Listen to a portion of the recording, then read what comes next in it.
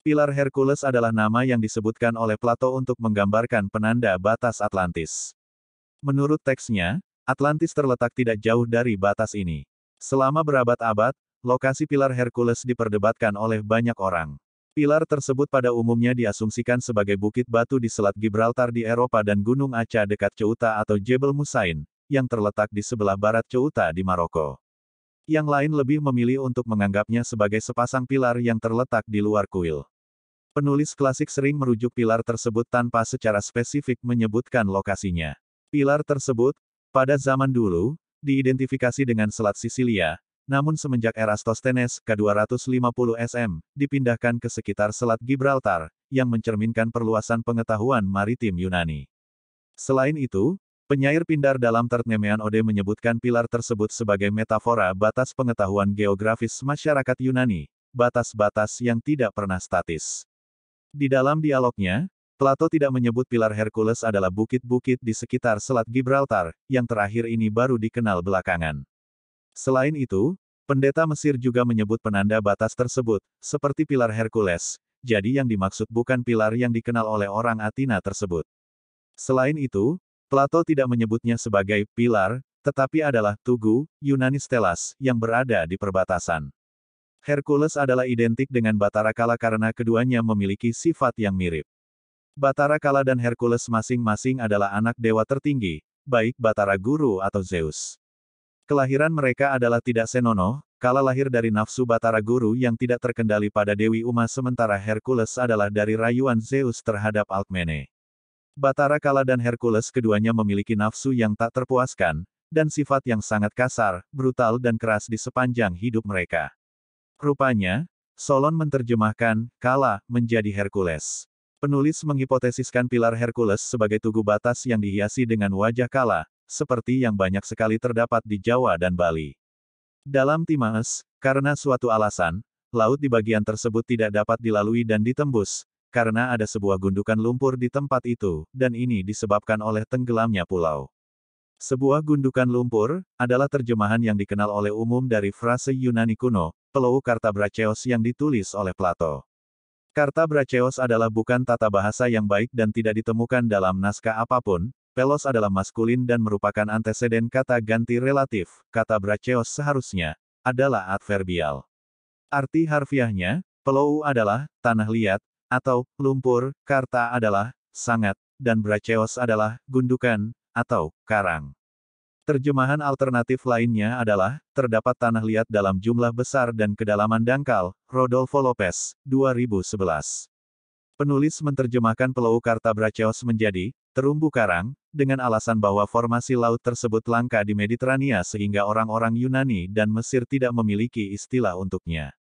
Mediterania tidak lagi menjadi tempat tumbuhnya terumbu karang besar yang berkembang 60 juta tahun yang lalu. Hal ini disebabkan oleh perubahan iklim dan oseanografi selama ribuan tahun. Kini, hanya terdapat sedikit sekali spesies koloni anthozoan yang memiliki kapasitas untuk membentuk terumbu karang. Pada tahun 2010, kapal eksplorasi Nautilus telah menemukan untuk pertama kalinya daerah terumbu karang laut dalam di Mediterania, di lepas pantai Israel. Daerah ini membentang beberapa kilometer, 700 meter di bawah permukaan 30-40 kilometer dari pantai. Dalam catatan Plato, benteng Atlantis adalah tidak dapat dilewati dan ditembus pada masanya Solon, sekitar 600 SM, karena tumbuh terumbu karang yang disebabkan oleh kenaikan permukaan laut selama zaman es tenggelamnya pulau. Kondisi sekarang pada lokasi yang dihipotesiskan oleh penulis adalah bahwa ada terumbu karang yang diidentifikasi oleh para pelaut sebagai Gosong Gia atau Annie Florence Reef, sebuah terumbu karang yang digambarkan berukuran kecil dan muncul ke permukaan pada saat laut surut. Terumbu karang adalah ekosistem bawah laut yang beragam terdiri dari struktur kalsium karbonat yang terbentuk oleh sekumpulan karang. Terumbu karang dibangun oleh koloni hewan kecil yang ditemukan di perairan laut yang mengandung nutrisi. Kebanyakan terumbu karang terbentuk dari karang yang dihasilkan oleh polip yang mengelompok. Polip tersebut termasuk ke dalam golongan binatang yang dikenal sebagai Nidaria, yang juga termasuk anemon laut dan ubur-ubur. Tidak seperti anemon laut, polip karang mensekresikan kulit luar karbonat keras yang melindunginya. Karang dapat tumbuh paling cepat di perairan hangat, dangkal, jernih, terang dan tidak tenang. Terumbu karang mulai terbentuk ketika larva karang berenang bebas kemudian menempel pada batu atau permukaan keras lainnya yang terendam di sepanjang tepi pulau atau benua. Tingkat pertumbuhannya adalah 0,32 cm per tahun untuk karang besar, dan hingga 10 cm per tahun untuk karang bercabang, sehingga dapat memakan waktu sampai 10.000 tahun untuk membentuk sebuah terumbu karang dari sekelompok larva. Barnes, 1987 sebagaimana dikutip oleh Noah. Benteng Atlantis terdiri dari permukaan keras sehingga terumbu karang mulai terbentuk setelah terendam, tumbuh dan mengembang seperti yang biasa ditemukan pada kedalaman dangkal di perairan tropis. Eksplorasi bawah laut tidak akan menemukan benteng tersebut kecuali dilakukan penyelidikan di bawah terumbu karang. Laju kenaikan air laut pada zaman es terakhir adalah rata-rata 0,6 cm per tahun. Karena air laut pada lokasi yang dihipotesiskan penulis adalah hangat, tingkat pertumbuhan terumbu karang adalah lebih tinggi dari laju kenaikan air laut. Dengan demikian, laju pertumbuhan vertikal terumbu karang di lokasi tersebut adalah berbarengan dengan kenaikan air lautnya. Orichalcum dalam bahasa Yunani terdiri dari kata oros, ros gunung, dan chalkos, cok, sigma, biji berarti, biji dari gunung. Kita bisa berspekulasi bahwa orichalcum yang dimaksud oleh Plato sebenarnya adalah zirkon karena mineral ini dapat digali dari bumi di banyak bagian pulau, atau berlimpah di Kalimantan bagian selatan di mana dataran Atlantis dihipotesiskan. Bahan ini sungguh nilainya kedua setelah emas, memiliki kualitas seperti batu permata dan dikenal sebagai tiruan berlian. Biji zirkon memerlukan proses ekstraksi, pemurnian dan pemanasan untuk menjadikan produk zirkon yang berwarna-warni. Plato menyebutkan bahwa dinding yang mengelilingi candi Poseidon dan Kleito ditutupi dan gemerlap dengan cahaya merah dari orichalcum. Tidak ada logam atau paduannya yang diketahui berwarna merah sehingga orichalcum adalah bukan logam tetapi mungkin hiacin, zirkon merah. Setelah jadi, sifatnya berkilau seperti berlian yang tidak dimiliki oleh logam, sehingga Plato menggambarkannya secara khusus dengan kata-kata gemerlap dan bercahaya. Lebih berharga pada masa itu dari apapun kecuali emas, Plato membandingkan orichalcum dengan emas, sedangkan zirkon adalah berasal dari bahasa Persia zargun, yang berarti berwarna emas, kemudian berubah menjadi jargon, dimaksudkan sebagai zirkon yang berwarna muda yang kemudian diadaptasi oleh Jerman menjadi zirkon. Diduga, Plato atau Solon salah menerjemahkan zargon, material yang berwarna emas menjadi orichalcum karena tidak ada kata tersebut dalam bahasa Yunani kuno. Pada bagian akhir Kritias, dijelaskan bahwa pada setiap 5 atau 6 tahun sekali berselang-seling, para raja Atlantis berkumpul untuk berdiskusi dan membuat perjanjian, diakhiri dengan persembahan korban banyak kerbau. Kebiasaan korban kerbau untuk persembahan hanya ada di Asia Tenggara dan Asia Tengah bagian selatan. Tentu saja Plato tidak menyebutnya sebagai kerbau, karena binatang ini hanya terdapat di daerah tersebut, tetapi sebagai binatang yang mirip yaitu banteng. Mari kita simak tentang persembahan kerbau atau banteng di Kalimantan pada Prasasti Kutai. Prasasti Kutai 4. Sang Mulawarman, raja yang mulia dan terkemuka, telah memberi sedekah 20.000 ekor sapi kepada para Brahmana yang seperti api, bertempat di dalam tanah yang suci, bernama Waprakeswara. Buat peringatan akan kebaikan budi sang raja itu, tugu ini telah dibuat oleh para Brahmana yang datang ke tempat ini. Informasi yang ada diperoleh dari prasasti Yupa dalam upacara pengorbanan. Yupa merupakan sebuah monumen yang terbuat dari batu berisi tulisan-tulisan mengenai Raja Mulawarman. Terdapat 7 buah Yupa yang menjadi sumber utama bagi para ahli dalam menginterpretasikan sejarah kerajaan Kutai. Yupa dibuat oleh para Brahman atas kedermawanan Raja Mulawarman. Dari salah satu Yupa tersebut diketahui bahwa raja yang memerintah kerajaan Kutai saat itu adalah Mulawarman. Namanya dicatat dalam Yupa karena kedermawanannya menyedekahkan 20.000 ekor sapi kepada kaum Brahmana. Selain menhir, meja batu dan patung-patung batu, budaya megalitik Austronesia di Nusantara juga menampilkan struktur piramida berundak yang terdiri dari tanah dan batu, disebut sebagai punden berundak, dianggap sebagai salah satu karakteristik budaya asli Nusantara. Struktur ini telah ditemukan dan tersebar di seluruh Nusantara sejauh Polinesia. Di antaranya ditemukan di Pegunungan Hyang Argapura, Lebak Sibeduk, Basemah, Pangguyangan, Cisolok dan Gunung Padang, yang terakhir adalah merupakan situs megalitik terbesar dan tertua di Asia Tenggara yaitu 23.000 SM atau lebih tua, Natawijaya, 2013. Candi Suku dan Ceto di Jawa Tengah, tahun masih diperdebatkan, menunjukkan unsur-unsur punden berundak budaya Austronesia yang agak menyerupai piramida di Amerika Tengah. Punden berundak adalah desain dasar Candi Borobudur di Jawa Tengah. Seperti dikatakan dalam Kritias, Candi Poseidon dan Kleito dibangun di pulau pusat yang berupa sebuah bukit, dikelilingi oleh lingkaran-lingkaran air. Untuk mencapai candi dari lingkaran air paling dalam, diperlukan undak pada lereng bukitnya. Hal ini dapat diartikan bahwa candi ini menampilkan struktur piramida berundak bumi dan batu, ciri budaya asli Nusantara yang disebut sebagai punden berundak. Plato menulis dalam Kritias bagian 115b, dan buah-buahan yang memiliki kulit keras, airnya dapat diminum, ada dagingnya dan dapat digunakan sebagai minyak urapan. Kelapa Cocos nucifera memiliki daging, air, santan dan minyak yang penuh gizi, menjadi bahan makanan dan telah dibudidayakan oleh masyarakat di seluruh dunia selama ribuan tahun. Di banyak pulau, kelapa sudah menjadi bahan makanan pokok yang selalu dipergunakan dalam masakan sehari-hari. Hampir sepertiga dari populasi dunia tergantung pada kelapa dengan berbagai tingkatan dalam makanan dan ekonom.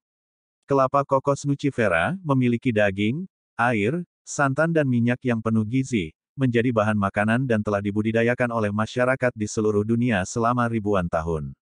Di banyak pulau, kelapa sudah menjadi bahan makanan pokok yang selalu dipergunakan dalam masakan sehari-hari. Hampir sepertiga dari populasi dunia tergantung pada kelapa dengan berbagai tingkatan dalam makanan dan ekonomi mereka. Di antara budaya-budaya tersebut kelapa memiliki sejarah yang panjang dan penting. Analisis DNA terhadap lebih dari 1.300 buah kelapa dari seluruh dunia oleh Olsen et al. 2011 mengungkapkan bahwa kelapa pada awalnya dibudidayakan di dua lokasi terpisah, yaitu di Pasifik dan di Samudera Hindia. Selain itu, genetika kelapa juga tercatat dalam rute perdagangan prasejarah dan kolonisasi Amerika. Di Pasifik, kelapa pertama kali dibudidayakan di Kepulauan Asia Tenggara, yaitu Filipina, Malaysia, Indonesia, dan mungkin juga di daratan Asia. Di Samudera Hindia, kemungkinan pusat budidayanya adalah pinggiran selatan India, termasuk Sri Lanka, Maladewa, dan Lakadewa. Kelapa dari Pasifik diperkenalkan ke Samudera Hindia beberapa ribu tahun yang lalu oleh bangsa Austronesia kuno yang membangun jalur perdagangan yang menghubungkan Asia Tenggara dengan Madagaskar dan pesisir Afrika Timur. Olsen et al. 2011. Plato menulis dalam Kritias bagian 115b, dan buah-buahan yang dibusukkan dengan dipelihara, yang kita gunakan sebagai cuci mulut setelah makan malam. Tapai atau tape adalah makanan fermentasi tradisional sebagai hidangan penutup yang asli dan populer di seluruh Asia Tenggara. Ini adalah makanan beralkohol yang manis atau asam dan dapat digunakan secara langsung sebagai makanan atau dalam resep tradisional. Tapai bisa dibuat dari berbagai sumber karbohidrat, tetapi biasanya dari singkong, manihot esculenta, beras Oryza sativa, atau beras ketan Oryza sativa glutinosa. Fermentasi dilakukan melalui proses inokulasi sumber karbohidrat dengan mikroorganisme yang diperlukan dalam kultur awal, yang dikenal sebagai ragi, termasuk Aspergillus oryzae, Rhizopus oryzae, Amylomyces rusi atau Mucor species, dan lanjutan termasuk Saccharomyces cerevisiae, Saccharomycopsis fibuliger, Endomycopsis burtoni dan lain-lain, bersama dengan bakteri. Tapai juga digunakan untuk membuat minuman beralkohol yang dikenal sebagai arak atau brem.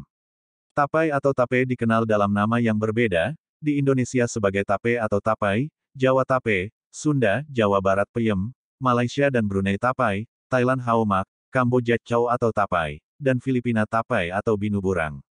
Tape ketan adalah hidangan utama di Jawa selama Hari Raya Idul Fitri. Taprobana adalah Kalimantan, bukan Sri Lanka atau Sumatera. Taprobana, Yunani kuno, Taprobana atau Taprobane. Taprobane adalah sebuah nama bersejarah untuk sebuah pulau di Samudera Hindia.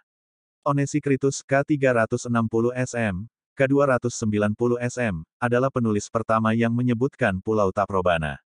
Nama itu juga dilaporkan di Eropa oleh Megasthenes, seorang geografer Yunani, sekitar tahun 290 sm, dan kemudian digunakan oleh Ptolemy dalam risalah geografisnya untuk mengidentifikasi sebuah pulau yang relatif besar di sebelah selatan benua Asia. Meskipun lokasi yang tepat untuk nama tersebut masih belum jelas, beberapa ilmuwan menganggapnya sebagai penafsiran yang kurang jelas tentang beberapa pulau, termasuk Sumatera dan Sri Lanka. Pulau ini menjadi perhatian di Eropa selama penaklukan Alexander Agung. Kedua laksamananya, Nearchus dan Onesicritus, menyebutkan nama Taprobana dalam laporan mereka kepada Alexander. Nearchus yang telah berlayar melewati ujung selatan India, menggambarkan telah mencium bau kayu manis yang menguar dari sebuah pulau dalam perjalanannya. Megasthenes, duta Seleucus untuk Istana Chandragupta Maurya, melaporkan lebih rinci lagi. Beberapa kartografer dan sejarawan Romawi mempertentangkan mengenai ukuran, bentuk dan posisi Taprobana sebelum Claudius Ptolemy menggambarkannya sebagai sebuah pulau besar, Taprobana, dalam Geografia, yang ditulis sekitar tahun 150 m, ukurannya 6 kali subbenua India dan mengangkangi Khatulistiwa. Setelah jatuhnya Romawi, pengetahuan geografi Eropa memasuki zaman kegelapan yang lebih mendalam daripada kebanyakan disiplin ilmu lainnya. Seperti banyak buku-buku dan karya-karya ilmiah kuno, terutama yang terdapat di perpustakaan Alexandria, karya Ptolemy hilang selama lebih dari 1000 tahun di kalangan para ilmuwan Barat.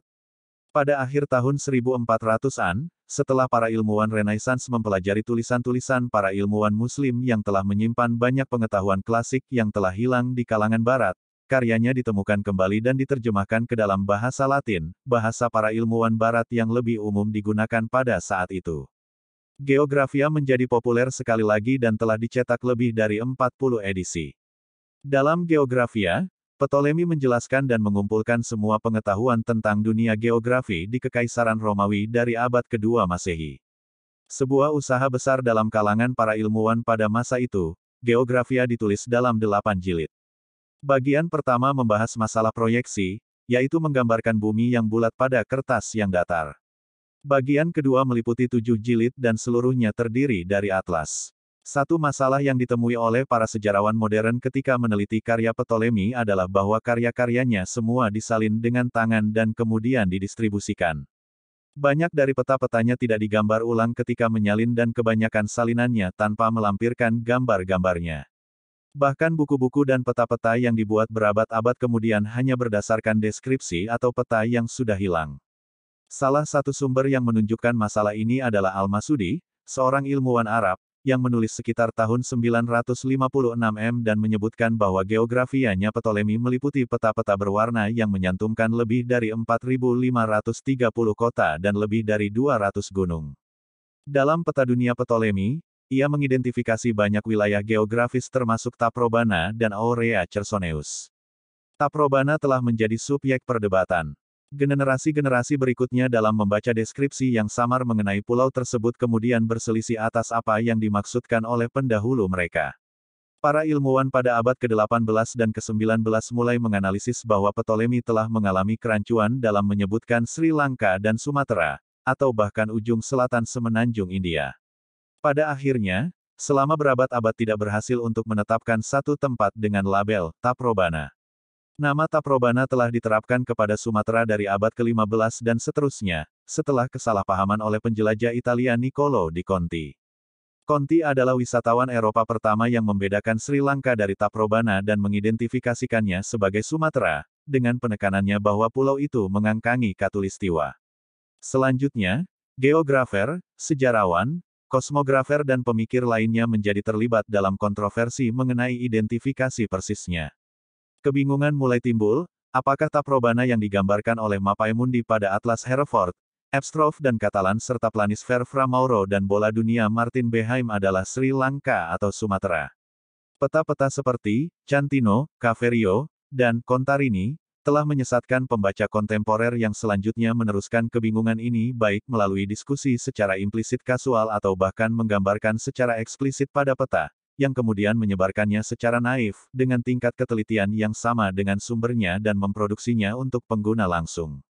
Keganjilan-keganjilan geografis Taprobana telah menarik perhatian tokoh-tokoh terkemuka sejarah Barat, yaitu Ramusio, Gosselin, Kan dan Cassini yang tertarik dengan dilema di atas, dan berusaha untuk menyelesaikan masalah Taprobana dengan mengidentifikasi kawasan-kawasan mulai dari Sumatera sampai ke Madagaskar.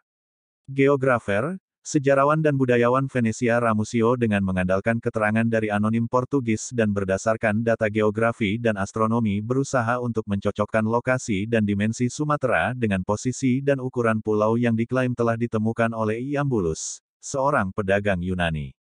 Kesimpulannya adalah bahwa Taprobana yang disebutkan oleh penulis klasik adalah Sumatera. Taprobana juga tergambar pada peta Sebastian Munster pada tahun 1580 dengan judul Sumatera Ein Grosser Insel, Sumatera, sebuah pulau besar. Perdebatan sebelumnya telah menetapkan dan mendukung Sri Lanka, namun tampilan peta Munster yang lebih baru tersebut menghidupkan kembali perdebatan tersebut. Peta Munster adalah suatu contoh yang baik tentang kesulitan para pembuat peta Renaissance dalam menempatkan benua-benua pada peta dunia. Hal ini menunjukkan kebingungan para kartografi Eropa dalam memahami geografi Asia. Yang masih membingungkan semua orang adalah tentang ukuran Taprobana oleh Ptolemy yang benar-benar berlebihan apabila yang dimaksudkan adalah Sri Lanka. Sebaliknya, sub-benua India yang terlihat pada peta digambarkan jauh lebih kecil dari yang sebenarnya. Padahal Sri Lanka pada zaman Ptolemy adalah sebuah pulau terkenal yang terletak di Samudera Hindia, dan India dan produk-produknya juga sama-sama sudah dikenal dari era pra-Kristen, dimulai dengan pendudukan Persia di wilayah itu sampai ke Sungai Sind dan berikutnya penaklukan oleh Alexander melalui perdagangan laut. Sebaliknya, Taprobana, meskipun ukurannya yang menakjubkan, telah disebutkan oleh Ptolemy dengan perdagangan gajah dan rempah-rempah bermutu tinggi. Sri Lanka dan Sumatera keduanya dikenal dengan dua komoditas ini. Sumatera lebih dikenal dengan rempah-rempahnya tetapi Sri Lanka memiliki catatan sejarah tentang gajah yang lebih baik. Kecerdasan yang dimiliki oleh gajah Sri Lanka dan kemudahannya untuk digunakan sebagai transportasi di seluruh sub-benua India mungkin yang menjadikan preferensi untuk memilih Sri Lanka. Gajah Sri Lanka mulai dimanfaatkan secara besar-besaran hanya setelah gajah Afrika Timur menyusut populasinya. Di bawah hegemoni Kekaisaran Mongolia atas Asia, Mongolika Pax, atau perdamaian Mongolia, Eropa telah lama menikmati jalan darat yang aman, jalan sutera ke Hindia, wilayah yang jauh lebih besar dari India modern, dan Tiongkok, yang memiliki sumber barang berharga seperti rempah-rempah dan sutera.